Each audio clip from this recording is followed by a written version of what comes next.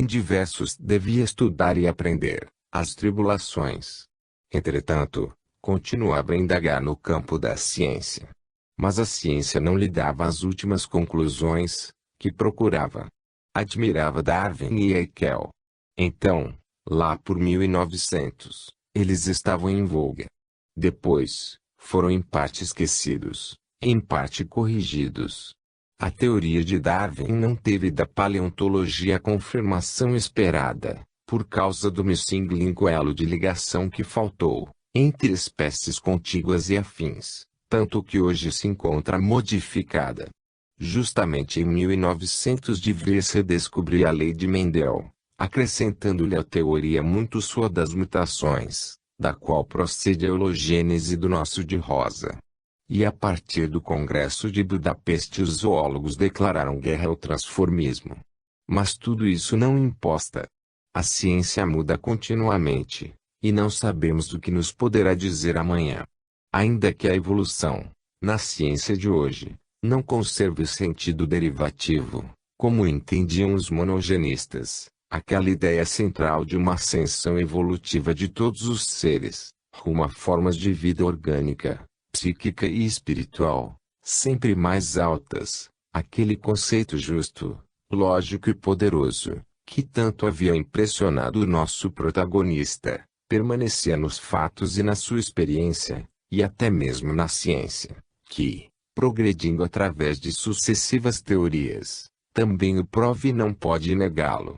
Daquele conceito sentia toda a inegável verdade que está na substância das próprias religiões, e o sentia com tanta sinceridade e imparcialidade, que não participava do sentido antirreligioso e materialista que, por simples reação do momento, o princípio evolucionista havia tomado. Concebeu-o, pelo contrário, como parte da própria ascensão espiritual, não como negação, mas como afirmação da evolução das almas para Deus. Concebeu vivo e operante, como nas religiões.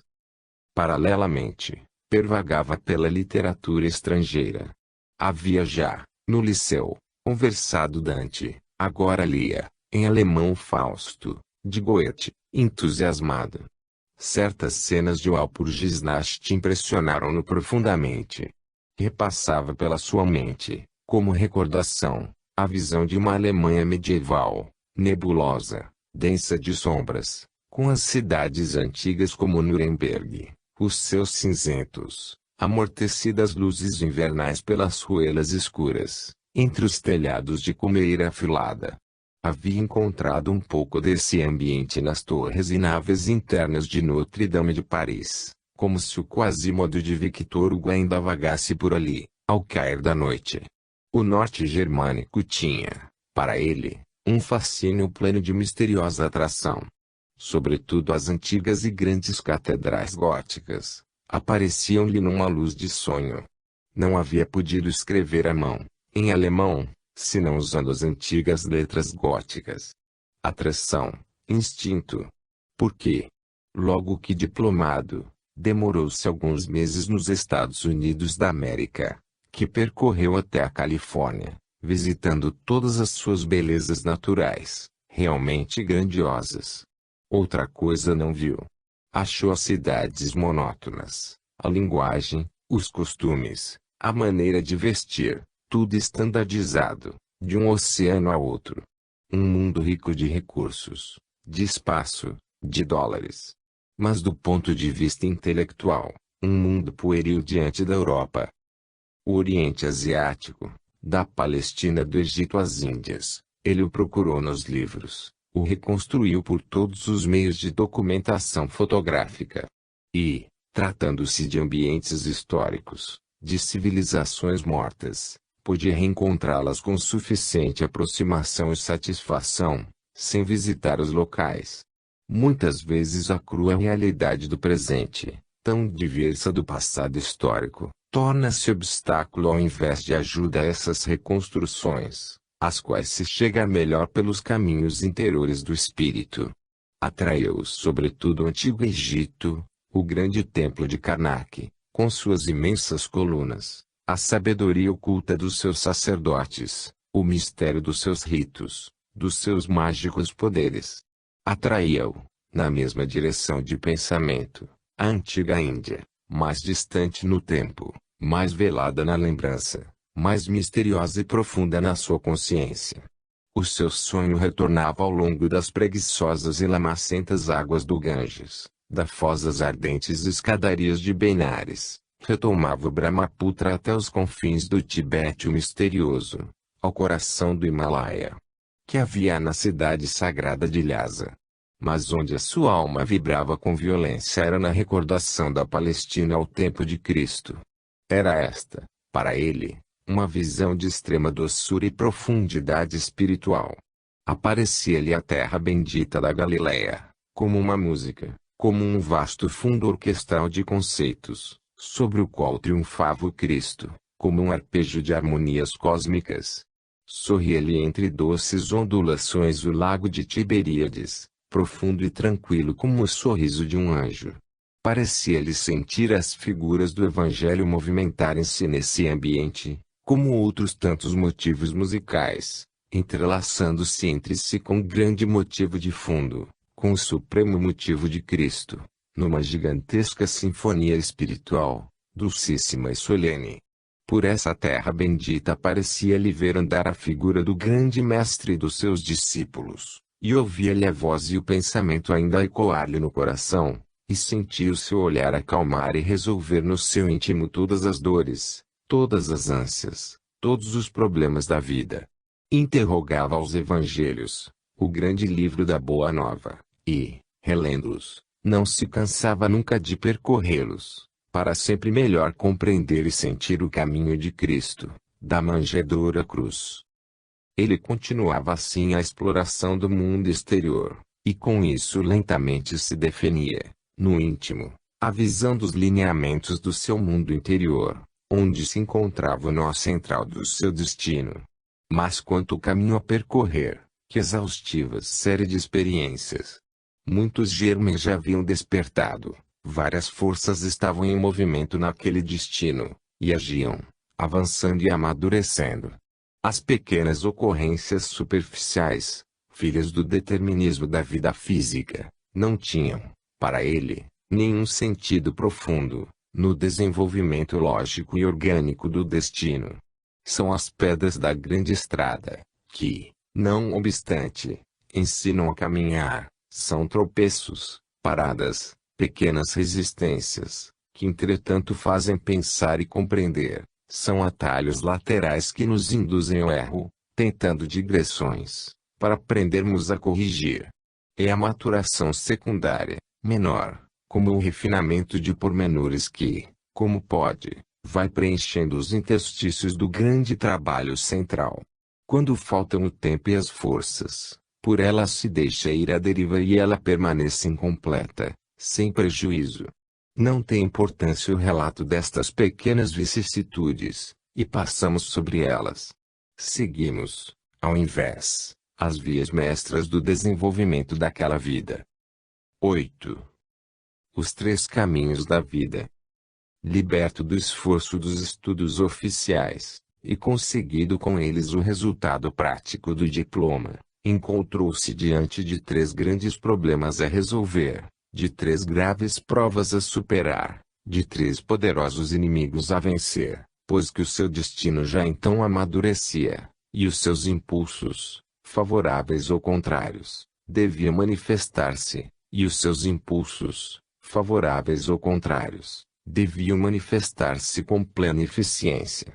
Esse período de 20 anos, que vai dos 25 aos 45 anos, é o mais obscuro da sua vida, exteriormente insignificante, interiormente tempestuoso e trágico. Foi esse o período da mais dura expiação. Ele, que quase não havia conhecido o estouvamento da juventude, nem gozado aquela instintiva alegria de viver, que se afina mais facilmente com a inércia espiritual do que com uma laboriosa maturação, por 20 anos não teve mais trégua. Mas quem tem qualidades deve sofrer-lhes o peso e pagar-lhes o preço. Quem traz forças dentro de si deve aprender a manejá-las e dominá-las, porque elas se desencadeiam irrefreáveis e querem manifestar-se e agir. Quem se traçou uma rota deve apressar-se sem ócios ou repousos em tomá-la e realizá-la, porque a vida é breve e o destino tem preço. Quem mais tem, mais deve. Quanto mais se é forte, mais se é agredido. Quanto mais longe se deve chegar, mais se tem de correr. Em primeiro lugar, tratava-se de compreender, ou seja, resolver o problema do conhecimento. Ele não era como os outros.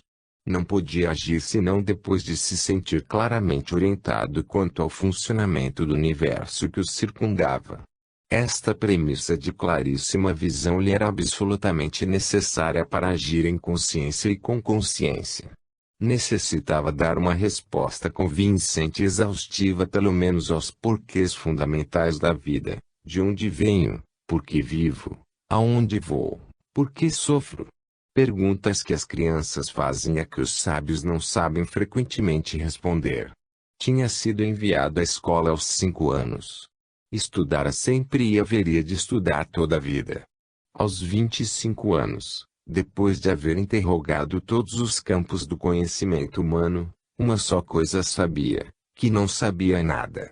E uma coisa ainda pior ele percebia, que os sábios não sabiam nada. Quem lhe haveria, pois, de dar uma resposta? E que havia feito de útil, até então, o homem, e como teria podido dirigir-se, se não tinha sequer compreendido o porquê da vida? Só mais tarde compreendeu que o sistema corrente, de ação dirigida somente pelo instinto, e não por amplo conhecimento do universo e profunda consciência da própria função dentro deste, era o sistema prático e econômico da natureza. Para ser mais facilmente prolífica, dado que lhe interessa antes de tudo a vida, a natureza simplifica as construções, fazendo-as em série, movidas por diretrizes simples, inconscientes e instintivas, entretanto suficientes para uma vida precária, feita muito mais de lutas que de pensamento, qual a vida humana atual. Assim, se o indivíduo normal leva existência gregária, poupa com isso muita energia. A natureza, que é sobretudo econômica, evita o dispêndio de esforços supérfluos, não dotou a massa de certas diretrizes mais complexas, de centros orientadores de maior amplitude, que hoje, na maior parte dos casos, tornar-se-iam desproporcionais ante uma vida humana ainda tão primitiva, feroz e aleatória. O nosso protagonista queria compreender e começou a interrogar a ciência. Esta, porém, partia da dúvida, e essa premissa de incerteza demolidora inquinava e destruía tudo, já antes de começar. De fato, presa ao seu objetivismo, aquela ciência não concluía, presa à experimentação, permanecia sempre no relativo, sem saber atingir os princípios que ele procurava. Era uma ciência materialista, que negava o mundo espiritual em que ele sobretudo vivia, e era ainda uma ciência catedrática, mais presunçosa e dogmática do que os dogmas religiosos que combatia. Interrogava a fé. Libertava assim do longo caminho da razão, para tirar-se às grandes vias da intuição. Abriam-se-lhes as portas do mundo imenso do espírito. Mas as religiões não lhe davam uma resposta completa, precisa, persuasiva, nem mesmo para os elementares porquês. Não chegavam, como ele necessitava, até o fundo das questões, e muitas coisas deixavam, indefinidas, sem solução, na sombra. Desagradava-lhe também o seu exclusivismo e a sua ilógica rivalidade, contradizendo-lhes o princípio fundamental de fraternidade, nos obséquios um Deus que devia ser o mesmo para todas as religiões. Não podia aceitar algumas das suas explicações, que tornavam injusto esse Deus, dissonância para ele inconcebível, justamente no centro da ordem. Havia interrogado os eruditos na matéria. Repetiam-lhe frases formais e decoradas, não assimiladas, não sentidas, não vividas. Um deles foi bastante sincero para dizer-lhe que não havia compreendido nada, e que fora constrangido a renunciar a compreender. Apesar disso, mais tarde, este mesmo fez bela carreira no caminho escolhido. Outro, ainda mais sincero, confessou-lhe, Como conclusão de santas considerações sobre o valor do espírito, o que realmente lhe importava não era senão a riqueza. E o disse com tanta convicção, num desabafo tão espontâneo, que ele se calou. Persuadiu-se então de que muitos daqueles a quem pedia a verdade eram de fato ateus, e não mais se admirou do indiferentismo religioso dominante. Havia olhado na alma dos seus semelhantes, e muito frequentemente não havia encontrado ali mais do que trevas, motivos dominantes, os instintos animais. Espetáculo pavoroso. Para onde voltaria, pois, o olhar, e quem havia de lhe dar uma resposta? Se o homem não sabia dar-lhe esse conhecimento, de que tinha absoluta necessidade, só lhe restava descobri-lo por si mesmo. Não teve forças para tomar a sério as abstrusas e áridas elucubrações dos filósofos que encontrara aí que o cansavam, sem terem a força de convencê-lo. Só mais tarde pôde aproximar-se do melhor da nossa época, como Boutros, Bergson, Blondel, Petrone, Icard, Whitehead, von Hugel etc., e os menos recentes, como Rosmini, Gratry, Ravaisun, Kierkegaard, Lotze, Krause etc. Não se restava, assim, mais do que cingir-se corajosamente sozinho ao trabalho. E foi talvez um bem, pois como poderia ser orientado no conhecimento humano, ante a dificuldade de se orientar em meio ao funcionamento orgânico do universo? Urgia ler, viver, interrogar os livros, a ciência, a religião, e sobretudo a vida.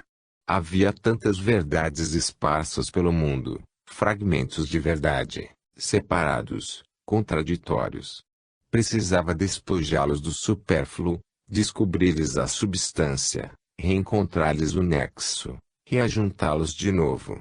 Precisava conservar-se livre, não se prender a nenhum deles, e não obstante percorrê-los todos. Precisava penetrá-los, mas saber evadir-se, para não ficar prisioneiro de nenhuma limitação preconceitual, em nenhuma daquelas circunscrições do interesse humano, que se haviam formado em torno das várias verdades. Precisava pesquisar além do homem. Interrogar antes o espírito pela intuição, a natureza através da ciência. Precisava dirigir-se diretamente à observação do universo no seu funcionamento orgânico, para descobrir-lhe a técnica, a lógica, o significado, o objetivo. Sentia, pela intuição, que o universo devia ser um sistema de leis. Era necessário encontrar a chave desse sistema e que devia ser a verdade. Esta ordem não podia ser senão a manifestação exterior e sensível da causa universal que se chama Deus. Essa verdade devia ser a expressão do pensamento de Deus. Mas logo outro grave problema se lhe apresentava.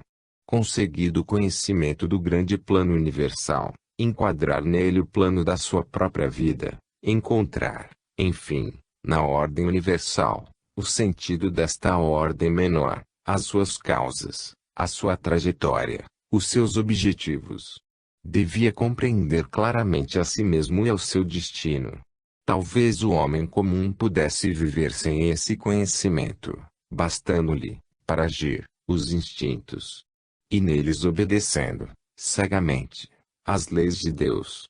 Na prática, não há nenhuma necessidade de se conhecer o porquê das coisas, a razão de pô-las em execução.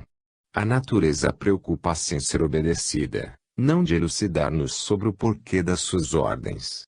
O conhecimento é talvez uma necessidade útil e somente em certo grau da evolução, quando se faz sentir, não podendo portanto aparecer antes dele. O fato é que ele sentia essa necessidade e devia satisfazê-la. O seu grau evolutivo não lhe permitia agir inconscientemente, como os animais, pelo instinto. Não podia, tal como era, transformar-se em cego instrumento de forças desconhecidas. Para obedecer, devia saber, para guiar-se, carecia de orientação, sentia o direito de manter-se consciente de tomar parte consciente e responsável na direção da sua vida. Esta era espiritualmente muito complexa, para que uns poucos instintos bastassem para guiá-la. Tinha necessidade de consciência dos seus atos, uma consciência profunda, completa, que se harmonizasse com a consciência do funcionamento universal. Por um senso de íntima convicção, sentia-se no direito de participar da direção do seu destino, no direito de conhecê-lo, para corrigi-lo e melhorá-lo. Sentia poder e ter o dever de assumir a responsabilidade dessa direção.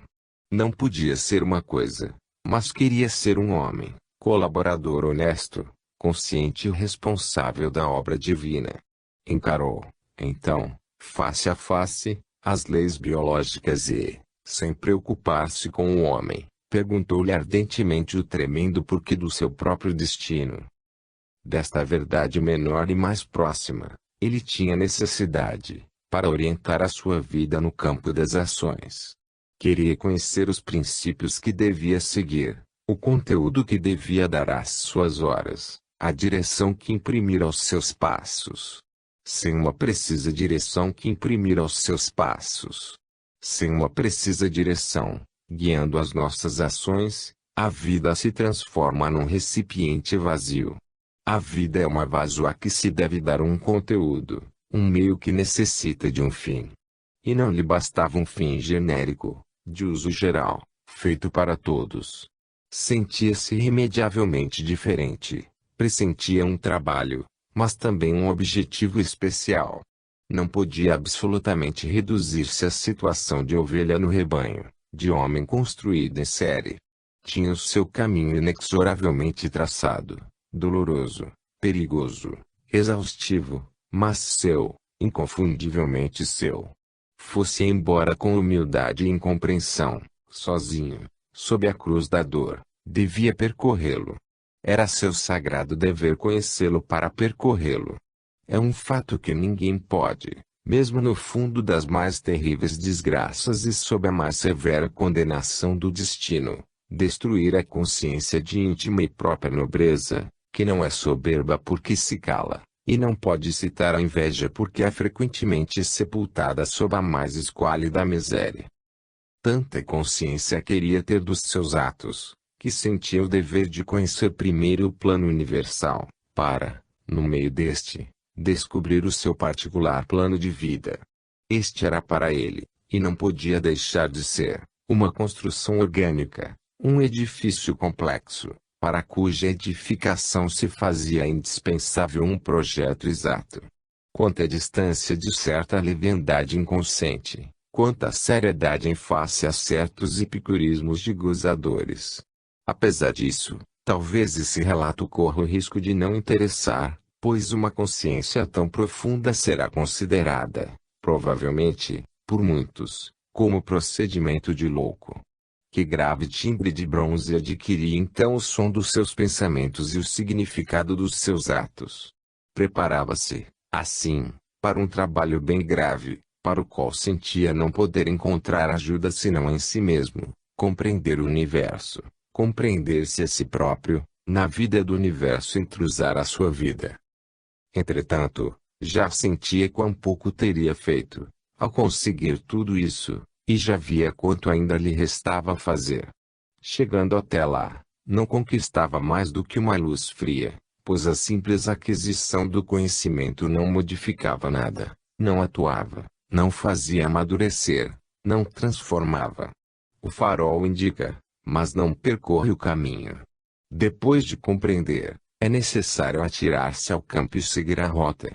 Tratava-se de um áspero caminho espiritual, no qual ele estaria ainda mais solitário do que na procura do conhecimento. Após mobilizar todos os recursos da inteligência, do estudo, da observação, da intuição, era necessário acender a grande flama do coração, do sentimento, da paixão, porque só quem arde realiza, amadurece e se transforma. Precisava agir, precisava modificar-se. O pensador arrisca-se a permanecer um teórico. Quanto mais pensa, mais foge a ação.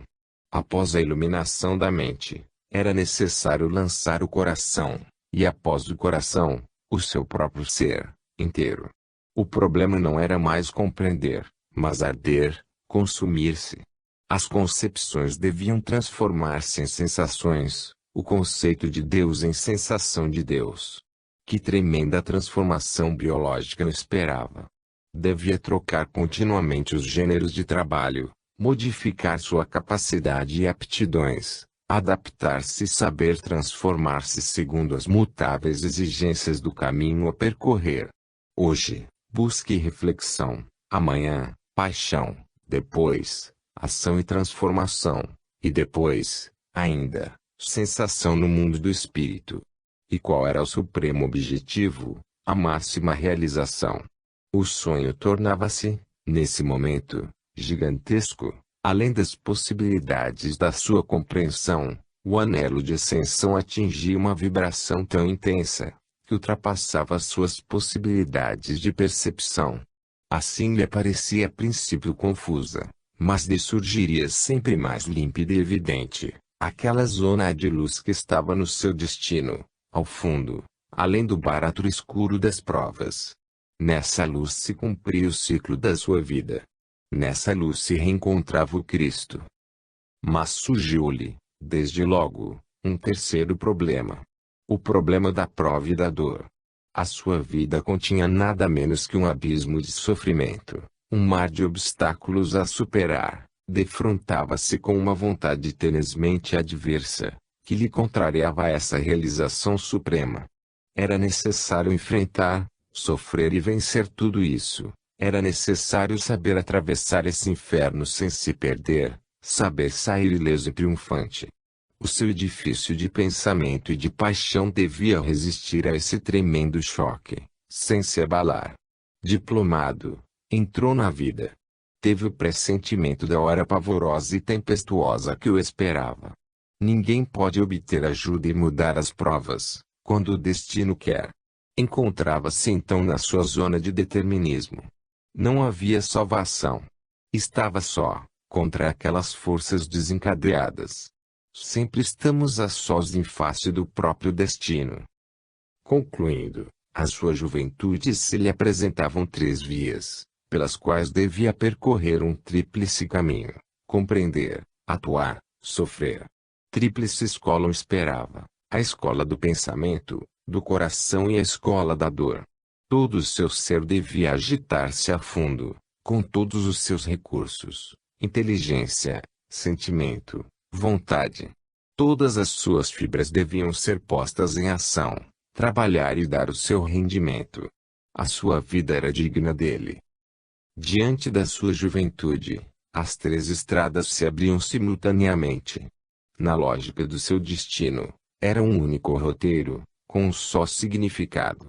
Porque compreender significava encontrar, por intuição, em si mesmo, a grande verdade, o próprio ser universal, e no seu seio a própria verdade particular, o ser humano. Encontrar, porque certas sínteses supremas não se atingem com a razão, não se improvisam e quem não a alcançou por maturação, não a possui, não a encontra. Depois, atuar significava a sua catarse mística do plano humano até a ascensão no plano divino. E sofrer significava atravessar a sua purificação na expiação. Aquela tríplice estrada, que se lhe abria, não era senão uma tríplice forma de realizar-se a si mesmo, de três maneiras. Primeiro, encontrando-se no conhecimento do universo e de si mesmo. Segundo, purificando-se da dor, ou seja, conquistando a própria redenção através da expiação. Terceiro, operando a própria transformação, a ascensão espiritual que o havia de levar até a visão do Cristo e a sua união com Ele. As três estradas estavam ligadas por um nexo profundo e convergiam para o mesmo ponto. A trajetória única do seu destino estava claramente traçada e completa. O significado da sua vida e o caminho a percorrer estavam evidentes, das premissas às conclusões. 9. A dor na lógica do destino. Sem dor não há redenção. Não temos mais, neste relato, do que percorrer o caminho ao lado do nosso protagonista. Trata-se, sem dúvida, de pequeno acontecimento individual. Mas nele se reflete o grande drama do mundo, da luta entre o bem e o mal, da redenção do homem através da dor. E o acontecimento não é exposto como teoria, mas em forma vivida, palpitante, experimental, de vida real. Em antítese à vida também real do mundo, da maioria humana. E ambas estão em absurdo contraste. O desafio é grave, o embate é gigantesco. Pois que, se o mundo é de tantos e o repelirá, nem por isso o nosso homem está só, ele está com a dor, que por toda parte oprime o homem. Na senda da redenção, ele segue o Cristo. Por isso podemos dizer, em princípio, que aqui se encontra um pouco da história de todos. Na dor e na expiação, ele é um pouco irmão de todos. Se este homem for considerado louco, a sua loucura inclui também as coisas mais elevadas e veneráveis que o homem possui. O mais ativo é o agente que o levou a encontrar-se a si mesmo, o estímulo mais enérgico que o forçou a compreender o próprio eu e operar a sua formação e ascensão, foi a dor. Esta foi a primeira e mais intensa realidade que se lhe apresentou na vida, a força que mais profundamente agiu sobre o seu espírito, o choque que o feriu, o abalou, despertando-lhe as mais fortes reações e os mais íntimos recursos. Ele havia acreditado, a princípio, que o conhecimento devia ser o resultado de uma pesquisa cultural, um produto de erudição, e que esta lhe podia vir de fora, conquistando a ele com o trabalho intelectual. Depois percebeu quanto era superficial este gênero de conhecimento, em face ao outro, que lhe vinha da experiência da própria dor. Este outro, apareceu-lhe como qualquer coisa muito mais profunda, substancial, verdadeira. Era como uma revelação que emergia do íntimo, ao invés de ser recebida de fora, e nascia, não das aquisições culturais e dos processos reflexivos da razão, mas de um ato de intuição, que brotava da sensibilização do seu ser, e que era como nova capacidade perceptiva, um poder de visão resultante da maturação que nele se operava, através da luta na dor. E percebeu que a obra da sua transformação, a conquista da sua ascensão espiritual, não podia resultar senão deste conhecimento profundo, íntimo e intuitivo, que se fundia com a sua própria maturação e nascia da grande experiência da dor. Qual foi a sua dor? Qual a forma que o destino escolheu e lhe ofereceu, entre as infinitas amarguras da vida? Existem as grandes dores heróicas, que dão direito à gratidão da pátria, as dores excepcionais, ardentes e gritantes, que provocam nos outros admiração, entusiasmo, e têm um sentido de grandeza, as dores afagadas de comiseração, aquecidas pela compreensão do próximo, aquelas que despertam um sentido de piedade, as dores em que se pode se dar ajuda e conforto, e para as quais se encontra alívio nos afetos, na piedade, na bondade dos outros. Essas são as dores de luxo, que têm direito a lágrimas, a compaixão, a consolação. Vêm depois as dores pobres, deserdadas, que não dão direito a nada de tudo isso, dores sem glórias, obscuras, mudas, geladas, que dão uma sensação de inferioridade e de miséria, ocultas com tristeza, que não enobrecem nem exaltam, mas aviltam e deprimem, pequenas dores, enfermidade e fraqueza, de corpo e de espírito, dores tolas, estúpidas, ridículas, sem grandeza, sem compreensão, sem comiseração. Para elas não há ajuda, não há conforto, não há piedade. Elas não dão direito à compaixão, à consolação. Elas provocam o riso, o insulto, atraem o desprezo. É dever, é a virtude condená-las e persegui-las. Há dores malditas e dores desesperadas, que não comovem ninguém, antes provocando ódio e horror. Há a dor do culpado e a dor do inocente, a dor consciente e nobre do sábio e a dor estúpida do imbecil. Há a dor que muda e passa e a dor sem esperança e sem remédio, que em vão pede paz à morte. Existem as nossas próprias dores que sempre nos parecem tão grandes, e as dores alheias, que sempre nos parecem tão pequenas. Existem as dores físicas e as dores morais, As dores grosseiras da matéria e as dores sutis do espírito. Existem dores tão refinadas que consomem toda a alma por dentro, em silêncio, sem se exteriorizarem, e matam suavemente, sem desgastar o corpo. Quantas dores diferentes! Mas todas se estampam no corpo e na alma. Cada rosto humano é por elas assinalado e as exprime. Entre tantas formas diversas, cada homem tem a sua e avança arrastando a própria cruz. Entre tantas formas diversas, todas elas são dores, e nelas sempre se cumpre qualquer coisa grandiosa que conduza à redenção. Somente Deus vê todas, pesa-as e julga-as com justiça e lhes dá, no destino de cada um, a compensação. Qual foi a dor do nosso protagonista? Não importa o nome e a forma, importa a substância, que é a dor, importa a sua ação iluminadora, a sua obra de redenção no nosso espírito. O leitor que dê aos sofrimentos do nosso homem a forma e o nome que entender, põe as suas próprias dores na dele e diga, vejamos como ele resolveu o seu problema, que é o meu, o problema da dor, que é o problema de todos.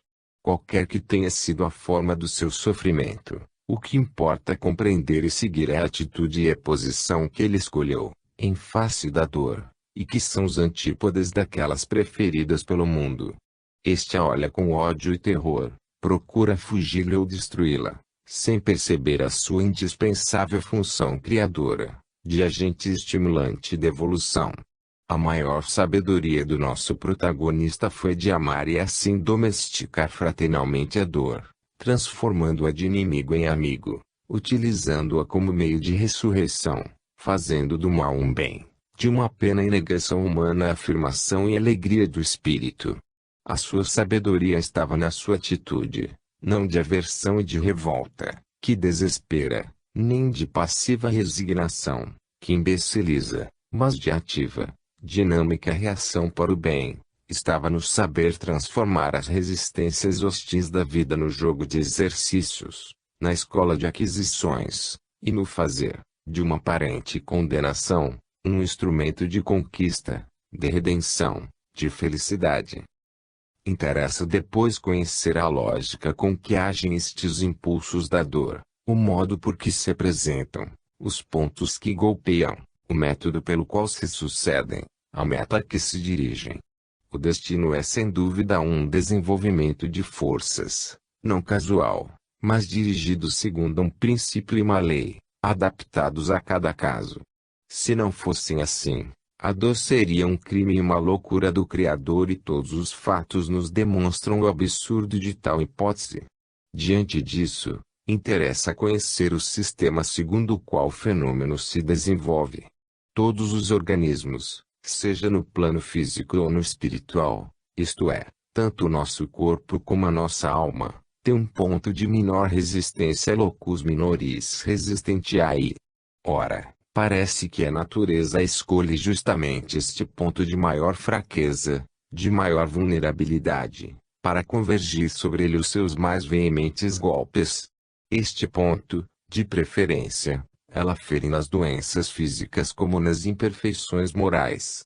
A natureza não gosta de pontos fracos, lança-se contra eles, seja para provar-lhes a resistência, e, se esta é pouca, abrir-lhes prontamente uma brecha e resolver o caso, matando o indivíduo, seja para estimular as suas reações e com isso impulsioná-lo a se reforçar, a reativar as suas defesas, e ensinar-lhe a salvação, obrigando-o a vencer, a aprender a ser forte, para sempre saber vencer. A resposta depende do indivíduo, e será vida ou morte, libertação ou dor. Assim, cada pena é uma doença e cada doença é uma prova. Em cada caso a dor tem um significado, um escopo útil, e nos atinge para o nosso bem. É uma tentativa salutar de correção de algum erro, para restabelecer o equilíbrio, a ordem divina das coisas, na qual só existe felicidade. A natureza, ao infligir-nos as provas, parece desapredada. Mas com ela se completa a grande escola da vida, na qual se aprende, cada um por si mesmo, a corrigir os impulsos mal dirigidos do próprio destino. De fato, Somos nós mesmos que, nascendo com uma dada constituição física e moral, trazemos já em nós, definidos e localizados, os pontos de menor resistência, a nossa força ou a nossa fraqueza, já implicitamente assinalando a nossa vitória ou a nossa condenação. O ambiente prova indistintamente todas as pessoas. A nossa resposta que é diversa. As causas da dor estão em nós. A natureza é imparcial, é justa. Se fosse piedosa, não seria justa e trairia a maior finalidade da vida, que é o envolver, que nos faz progredir e aperfeiçoar. Porque nascemos de maneiras tão diversas, com tão diferentes bagagens de forças e de fraquezas, de direitos e deveres. A cada um cabe justificar a sua prova e a sua dor, tão grave e diversa. Esse é um problema que deverá ser resolvido pelos que creem na criação dos espíritos do nada, todos iguais ao nascimento. Para que a dor seja justa, cumpre sejamos responsáveis pelas causas que atraem, por havermos provocado. Urge, como precedente, uma causa livre nossa, para que haja justiça, quando nos ferir um efeito doloroso e inexoravelmente nosso. As teorias vagas, que nada esclarece neste terreno, são muito boas para as dores alheias, mas não servem para compreendermos, resolvermos, guiarmos e suportarmos as nossas. Sem aquele precedente livre nosso, não nos resta mais do que a horrível ideia de um Criador injusto ou inconsciente, ou a ideia ateia do caos. Se para sairmos bem, devemos renunciar de uma vez a compreender, não nos resta mais do que completar o nosso suicídio espiritual. A natureza, que parece desapredada, é justa e benigna. No fundo, a negação aparente da dor é uma afirmação. Aquelas investidas contra a vida são a favor da vida. Quem observar o próprio destino, verá que suas forças não golpeiam ao acaso, mas tendem a seguir particulares direções e a conservá-las, preferem alguns pontos, diversos para os vários indivíduos, mas quase sempre bem definidos e constantes para cada um em particular. Como cada destino, a dor, para cada pessoa, tem um caráter dominante, um sentido que persiste do nascimento até a morte, e a cada destino corresponde determinada forma de dor. Quem pode negar, a priori, que todas essas forças, que tão profundamente atuam em nossa vida, não tenham uma natureza inteligente? Às vezes elas se apresentam tão precisamente dosadas e dirigidas, que fazem pensar num mestre traçando as disciplinas de um curso e as classes de uma escola. Frequentemente, a quem olha em profundidade, aparece esta ordem maior, que controla a aparente desordem do particular. A natureza, ou seja, a inteligência das leis da criação, o pensamento verdade de Deus, não nos prodigaliza gratuitamente as qualidades e as aptidões, mas nos impõe a sua conquista através do esforço, obrigando-nos a aprender com a experiência, quando não as determina por meio de reações, obrigando a aflorar aquilo que já estava latente em nosso espírito. Age, portanto, movendo-se em direção oposta, diremos quase por inversão. Para chegar à afirmação, parte da negação. Satanás serve a Deus. Assim aconteceu com o nosso homem. Se as forças que se preparavam para submetê-lo à prova se desencadeassem todas de uma vez, atirando-se sobre ele com todo o seu ímpeto, num só golpe, o teriam sem dúvida esmagado. Cercaram-no, porém, pouco a pouco, dando-lhe a possibilidade de uma adaptação progressiva e de uma compreensão relativa. Começou assim a formar-se ao seu redor como um cerco de adversidades, e este cerco foi, passo a passo, estrangulando os gânglios vitais da sua vida humana, ocupando os pontos estratégicos nas vias de expansão da animalidade, da realização do eu inferior. A cada um dos seus ímpetos, a cada um dos seus desejos de espírito exuberante, como que uma coalizão de forças dizia, quase premeditadamente, não. E a negação se dirigia a determinados pontos, constantemente, com tenacidade. Voltando, como todos, para as fáceis projeções exteriores, sentia-se precipitado nas trevas, cegado pelo espancamento das claridades da vida. Só mais tarde haveria de compreender o sentido das forças negativas. A condenação à cegueira terrena era a condição para a conquista da luz do céu. O destino agia nele citando as reações do espírito, e começava por mutilá-lo em tudo que se referia ao plano humano. Inexoravelmente adversa, pareceu-lhe infernal aquela mesma vida que, para os outros, é naturalmente ditosa. Relatividade de posição e de destino. Incompreensão congênita. Quanto esforço no fundo dessas trevas humanas para achar o seu eu mais profundo. Quem encontra as portas escancaradas para o exterior, por elas se atira e ignora os tormentos, mas também não lhes colhe os frutos. Este pode passar a vida satisfeito com todas as suas pequeninas coisas, pode continuar a crer em ilusões e a seguir quimeras, continuar a jurar, convicto, sobre muitas coisas estupidíssimas, e só na velhice, diante da morte, pô-las em dúvida e perceber a verdade. Então, entre a dúvida e o remorso, ele se pergunta admirado, por que viver? O nosso homem fez logo essa pergunta, colocou-se logo diante da morte e da eternidade. A dor o atingira e não lhe permitia a juvenis esquecimentos. Ela obrigou-o a se tornar consciente dos grandes abismos da vida, desde o princípio. Foi triste, mas o encoraçou. A natureza despertou nele, por essa maneira, todas as defesas. Ele mobilizou as suas energias, reagiu e se reforçou. Assim, de uma pequena vida humana negativa, ele haveria de fazer uma grande vida de espírito triunfante. Não compreendia, mas Deus o vigiava. Aquilo que sentia como sufocação era antes o caminho da expansão, aquilo que sentia mortal era a introdução à vida, aquela opressão lenta que o arredava das coisas humanas o conduzia para as coisas divinas. Eis a substância, o significado da sua prova.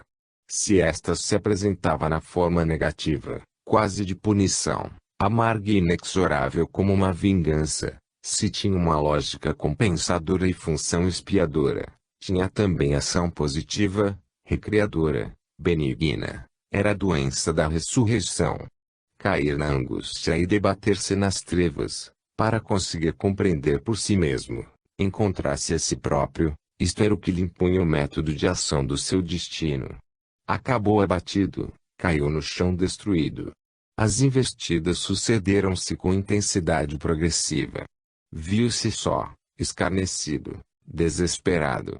Arrastou-se com as unhas e os dentes, deixando nos espinhos da estrada pedaços da própria carne. Mas compreendeu. A prova gigantesca reagiu com resposta gigantesca. O seu espírito podia responder, e respondeu. E todo o centro da sua vida se moveu e deslocou para a frente, para se transferir inteiro a um plano mais alto. Via dolorosa, caminho da cruz, que teria de encontrar mais tarde o seu Getsemane. Os primeiros passos foram duros, não compensados pelas conquistas espirituais, não iluminados pela luz que delas provém. Só havia então a dor humana, sem o conforto divino. Deus o guiava, sem dúvida, mas ele não sabia. Uma contrariedade dispersa por todas as circunstâncias da sua vida o perseguia, assintosa e maligna. Entretanto, ele era tão bom, dócil, sincero, desinteressado. Talvez justamente por isso havia caído na vala do mundo, onde surgiam para feri-lo os sentimentos mais opostos. Os contrários se atraem. Viu-se cercado pela avidez de dinheiro, ele que nunca foi atraído pela riqueza. Não pedia a vida mais do que paz, e de paz necessitava, no seu anseio de resolver o problema do conhecimento universal e particular, e ele, jovem, com 2 patrimônios sobre os ombros, cobiçadíssima posição para qualquer um, mas criadora de grandes responsabilidades. Não tinha sede de riquezas, não tinha ambições. Enquanto procurava resolver o significado do seu destino, a luta baixa, banal, da vida material, o cercava, exigia toda a sua atenção, Pedia toda a sua atividade, esmagando de responsabilidades, tomando-lhe o tempo, a tranquilidade, a liberdade de espírito, absorvendo-lhe aquelas faculdades em cujo exercício estava, para ele, a vida. Mas naquele espírito havia uma força que, quanto mais era comprimida, mais energicamente era impulsionada a reagir. Ávido de bondade, sujeitou-se assim a contatos humanos que o nausearam até o horror. E por primeira experiência teve de estudar o homem na face torva do Judas. Ao invés da doçura de descuidosa alegria, teve de beber o mais amargo fel do espírito humano. Estava no seu destino esta força que parecia maligna, de desfazer as construções, de envenenar as satisfações, de tudo enredar e complicar, e inumeráveis aborrecimentos, de amontoar erros sobre erros, para que ele visse no exterior um invencível labirinto de males. As melhores intenções, as mais prudentes previsões, as atitudes mais cautelosas, suas e dos seus, terminavam sempre naquele emaranhado. Alguma coisa queria, contra todas as previsões humanas, manter essa rede de adversidades pequenas e grandes, para circundá-lo e sufocá-lo. E ele, que compreendia o jogo, devia sofrer a humilhação de passar por inepto, enquanto sentia que não era.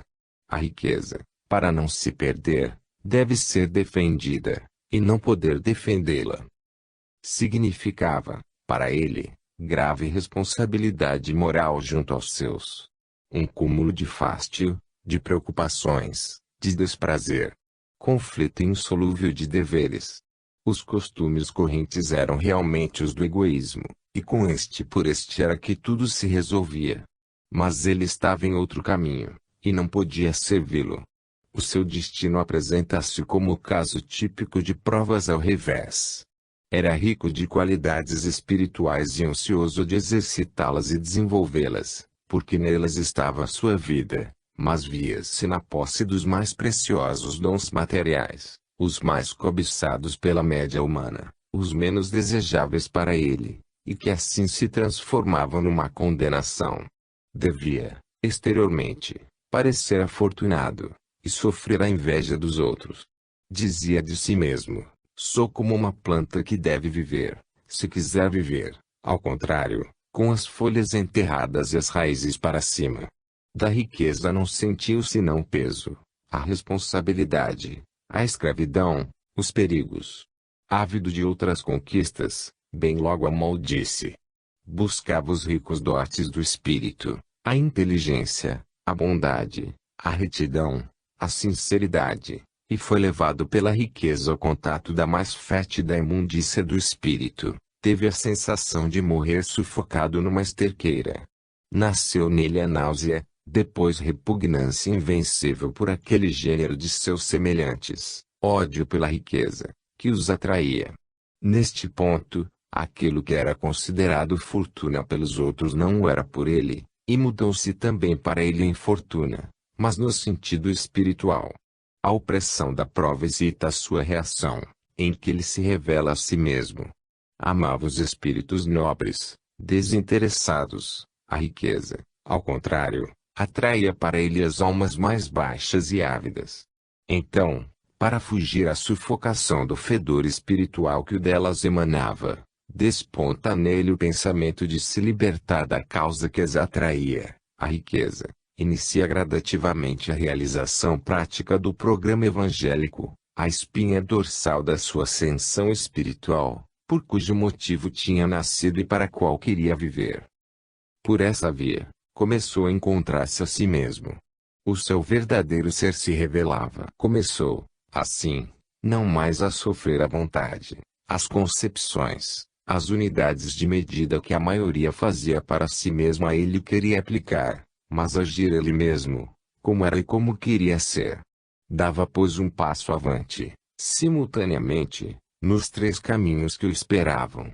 Avançava no conhecimento de si mesmo, aprendia, na dor, a primeira lição de renúncia libertadora do espírito, iniciava a sua própria transformação, avançando para o Cristo. O destino sabe propor quesitos especiais a determinados espíritos, possui métodos sábios de distribuição das provas. Circunda uma alma anelante de espiritualidade das mais grosseiras tentações humanas, oferece ao homem a riqueza, mas acerca de tão nauseante baixeza humana, que ele não lhe vê senão a falsidade, a injustiça, os perigos, e lhe sofre os gravames, aprendendo assim a detestá-la. Rebela-se a si mesmo, opondo-se a tudo e a todos. Esta reviravolta, livremente desejada, foi o primeiro passo da sua ascensão. A primeira decisão fora tomada, a primeira lição estava compreendida. E ele sentiu tamanho nojo da riqueza, que odiou enquanto viveu. 10. O problema da riqueza, do trabalho e do evangelho. Quem não trabalha, não come. São Paulo. Não é a riqueza em si que merece condenação, porque ela é força que pode, quando bem empregada, ser um meio poderoso de realizar o melhor. Merece condenação a psicologia de avidez que é a sua auréola natural, a atmosfera sufocante que dela constantemente emana, o mal que, para conquistá-la, não se tem receio de praticar, as aberrações que provoca, a horrível espécie de almas que atrai e de que se circunda, a escravidão, a asfixia, a abjeção espiritual que frequentemente são o seu preço. Para libertar-se de tão triste companhia era preciso livrar-se da sua causa. Não era fácil. Não é fácil no mundo moderno, onde tudo o que se refere à propriedade é exatamente regulado por meio de 1000 veículos jurídicos, complexa rede de interesses em equilíbrio. Não é tão simples resolver o problema, como no tempo de Cristo ou de São Francisco.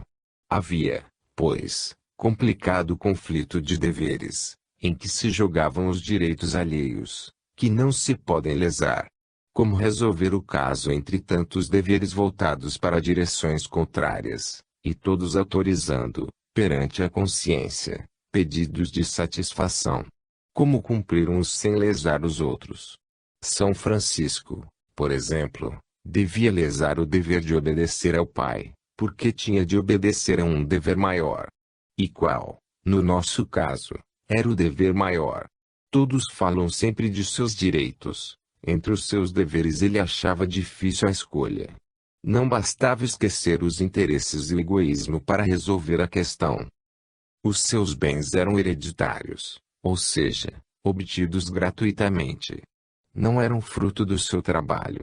A sociedade do seu tempo admitia essa forma de aquisição, que a consciência lhe declarava injusta.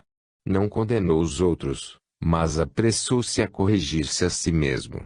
A aquisição gratuita de bens por hereditariedade era, para ele, para sua lei moral e pessoal, coisa ilícita, imoral, inadmissível.